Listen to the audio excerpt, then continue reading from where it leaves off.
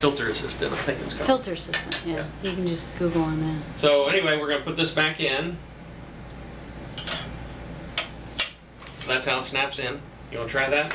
Because you may get some extra filters here. Go ahead. Just pull it out the bottom. And when you put it back in, get it under those little ears like that and snap it in. Just pull it out the bottom, yeah. Yep. And then, because I'm afraid that you guys are going to need to know how to do this, because you're already, if you had that 63 set, and then you're talking about maybe a size 7 set, you know, I mean, you're going to be full, and that's what happens. I mean, you just start getting these different probes that you might want to try, because you know DAPI is sort of is low wavelength. You know, it's 350 excitation, 350 to 380, but the problem is that's high energy.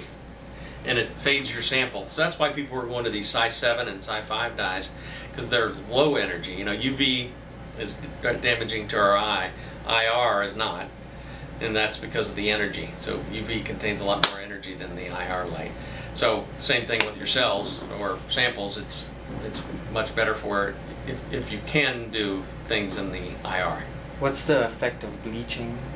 Same thing. So it fades your. So bleaching is more of a problem the lower the wavelength. So yeah. I did some immunocytochemistry at another school where I was doing my master's, and I saw that a lot. Yeah. Like if I focused on a particular field too long, then came back to it, it was noticeably. That circle. Yeah. Yeah. So that it always happens even in the IR, but it happens less. Yeah. Bottom line. So. Okay, so that's that. I think we've talked about just about everything, except now we can jump to the software. Okay, so What's the 32K? Thank you.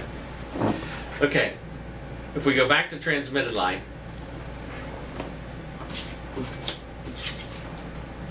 right now we've got, you know, sort of a low intensity light there. I'm going to put this at 100.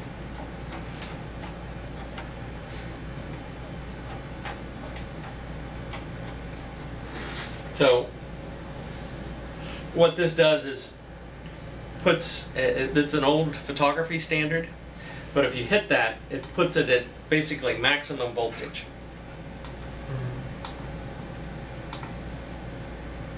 And it's reproducible. It's like 11.7 volts, and it's reproducible. So if you were doing a study that you wanted to always have the same intensity, that would be the way to do it. And then you tame down the light with the filters. So, yep, forgot that button. But normally for what you guys are going to be doing, I mean, I would just, you know, our little roll there with the 25 and the 6 is about right.